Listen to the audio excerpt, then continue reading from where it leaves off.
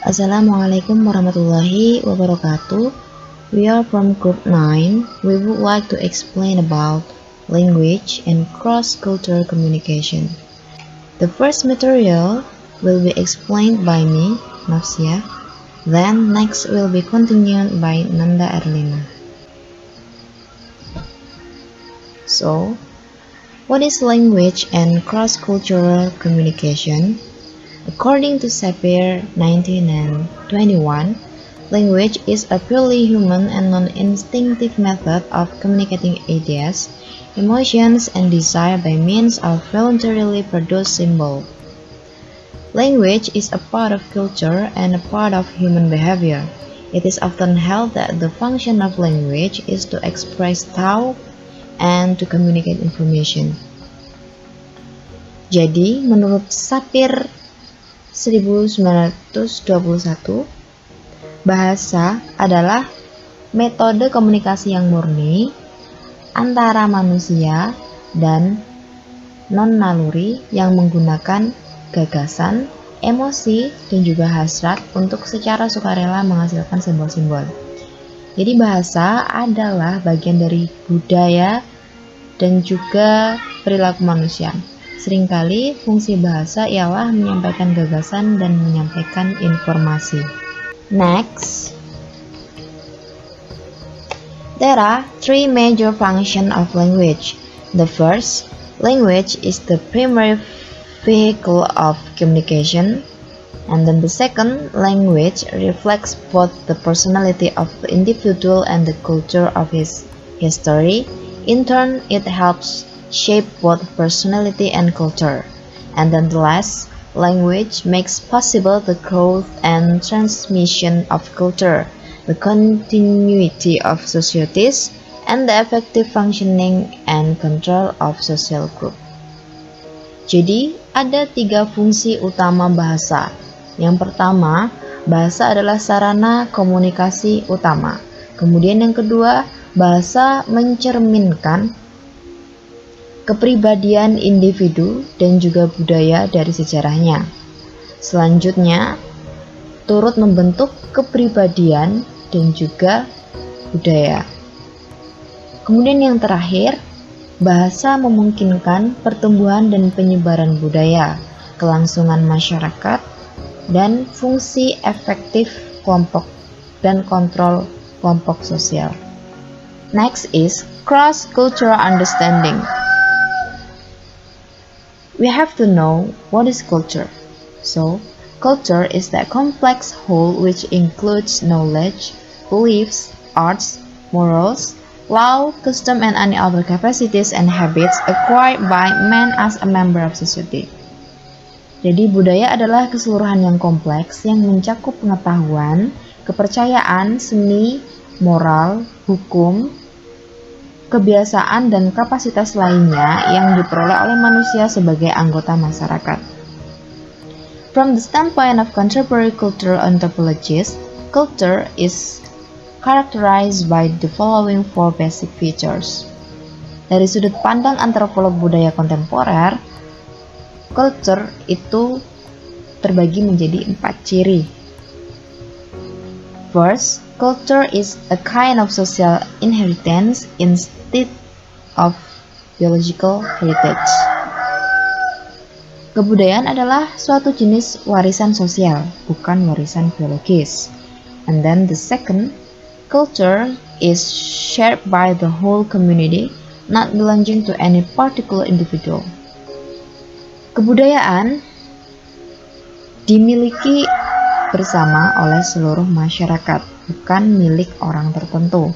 And then the third, culture is a symbolic meaning system in which language is one of the most important ones. Kebudayaan adalah suatu sistem makna simbolis dalam bahasa mana yang merupakan salah satu bahasa terpenting.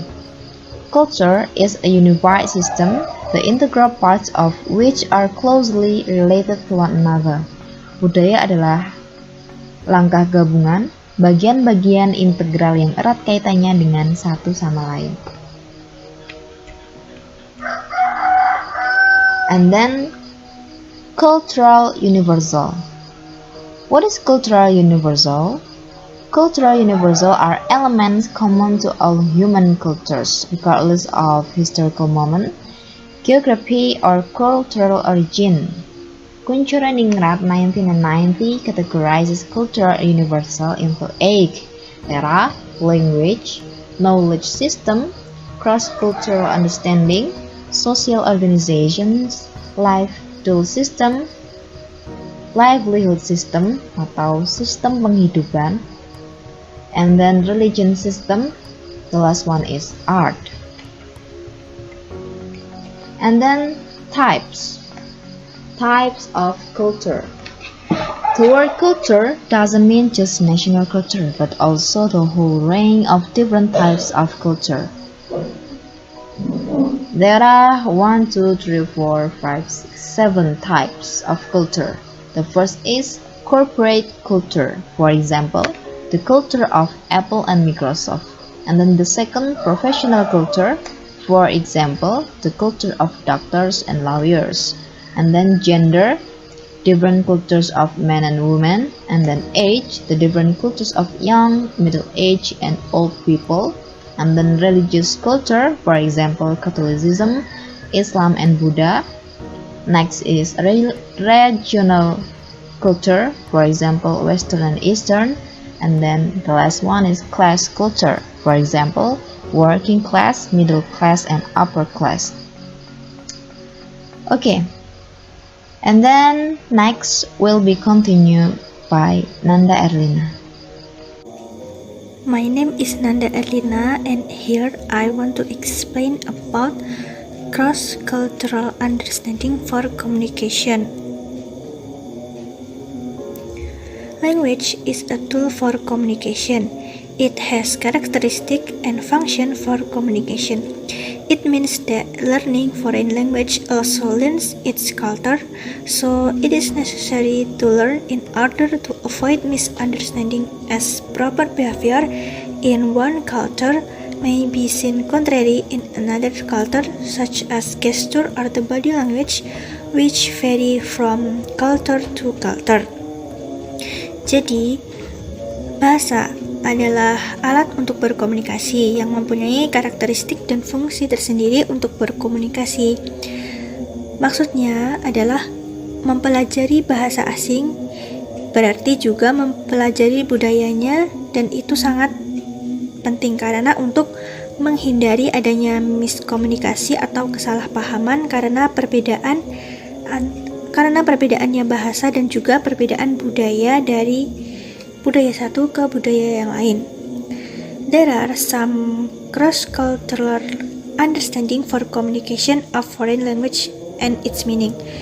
Terdapat beberapa cross-cultural understanding for communication dalam bahasa asing. The first is CCU or cross-cultural understanding for communication in English. Yang pertama yaitu dalam bahasa Inggris. There are some language or some words. The first is how do you do. It is almost similar with how are you or apa kabar in Indonesia, because there is no appropriate word in Indonesia. Maksudnya how do you do itu artinya hampir sama dengan apa kabar. Kenapa begitu? Karena arti kata yang cocok untuk mengartikan how do you do ini tidak ada. Maksudnya tidak ada yang pas dalam mengartikan how do you do dalam bahasa Indonesia. Jadi how do you do itu diartikan juga sebagai apa kabar. The next is thank you. It means terima kasih in Indonesia. Sudah jelas kalau thank you itu artinya adalah terima kasih. It is used receiving something, so one will give response by saying thank you. It is given appreciation for something has been received and refusing something or offering something. Biasanya kata thank you ini digunakan ketika menerima sesuatu atau respon karena kita diberi sesuatu. Tetapi thank you ini juga bisa digunakan ketika kita menolak sesuatu. Misalkan kita ditawari sesuatu oleh seseorang, kita bisa menolaknya dengan mengatakan thank you. The next is stay tuned, means don't change the channel. It is commonly used host or broadcaster in television or radio to the audience or listener to stay in their program. Stay tune biasanya digunakan oleh presenter-presenter di televisi atau radio atau video di YouTube untuk mengatakan bahwa jangan ganti channel, maksudnya tetaplah di stasiun televisi itu meskipun ada iklan. The next is down to earth. Is used to give advice to someone who is not realistic. It means don't imagine unnecessary thing or be realistic. Maksudnya, atau dengan kata lain, down to earth ini maksudnya adalah jangan halu atau jangan berkhayal terlalu tinggi. And the next is don't mention it, mean you're welcome or sama-sama in bahasa Indonesia. It is a little bit informal one. It is used when one gets favor. She or he will respond by saying it as one doesn't feel not bothered or what she or he has done is just something small thing, so it is not necessary to give response you're welcome. Don't mention it ini maksudnya sama-sama atau you are welcome, tapi biasanya digunakan oleh orang-orang yang sudah akrab karena ini termasuk bahasa yang informal. The next is CCU or Cross Cultural Understanding for Communication in French atau bahasa Prancis. The first is viola, means this or that.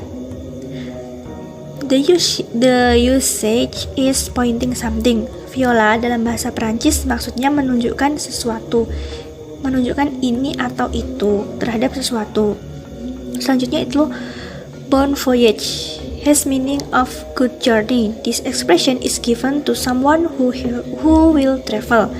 Maksudnya ucapan untuk orang-orang yang akan berpergian jauh, maksudnya adalah selamat berlibur. The next is enchanté, means happy feeling. It is used like how do you do.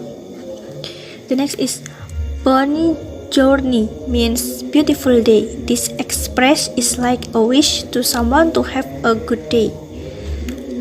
Atau dengan kata lain disebut atau dalam kata lain biasanya juga bisa diartikan sebagai semoga harimu menyenangkan. And the next is bonne soirée, means beautiful evening. It is a wish given to someone who have good evening as have a good evening. The next is CCU or Cross Cultural Understanding for Communication in Korea. The first is Sihomboyo, means seeing exam, atau dalam bahasa Indonesia artinya sedang ujian. The next is Edi Apayo, it means very sick atau bagian manakah yang sakit. The next is Biwayo, means coming raining atau dalam bahasa Indonesia sedang turun hujan. The next is Chibegayo, means go to the house atau artinya pulang. And the last is Horida Manayo, means what is the name atau who is the name. Maksudnya adalah siapakah namamu atau siapakah namanya. Okay, that's all about CCU for communication in foreign language. And the next is cross-cultural differences in communication. There are some levels of communication differences. The first is when to talk.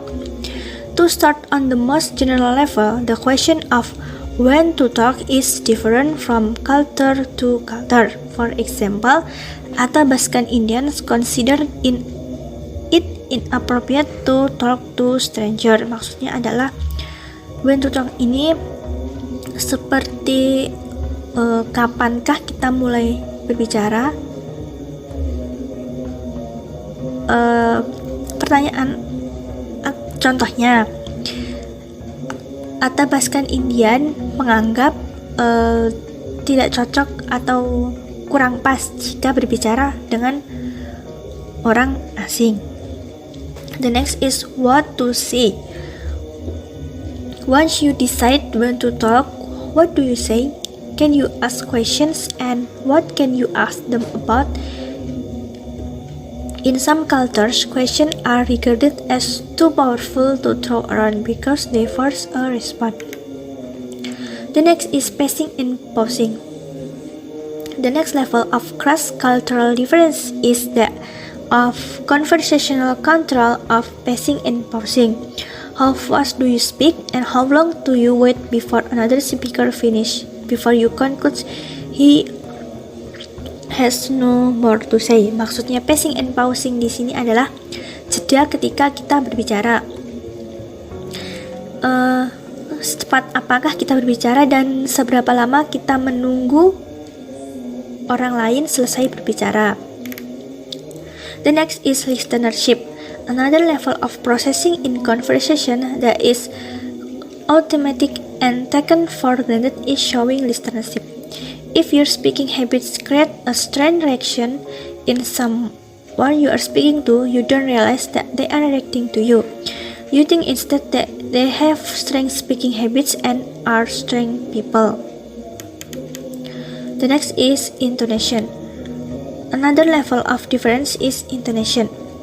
Tiny differences in intonation can throw an interaction completely off without the speaker knowing that something she or he said caused the problem.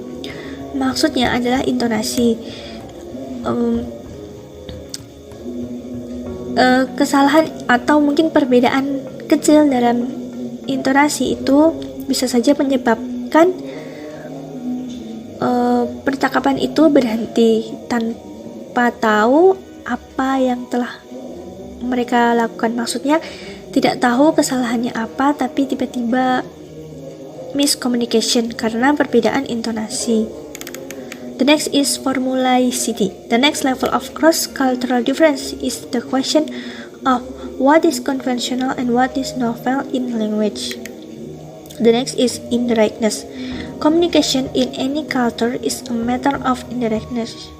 Only a small part of meaning is contained in the words spoken. The largest part is communicated by hints, assumption, and audience feeling in from context and prior experience. The last is cohesion and coherence. Habits of cohesion and coherence are very resistant to change. One who learns the vocabulary and syntax of a new language is likely to hang it on the paralinguistic and discourse structures of the native communicative system. So that's all the explanation about language and cross-cultural communication from 9 group. Thank you for your attention from our team Nafsiah and Nanda, and wassalamualaikum warahmatullahi wabarakatuh.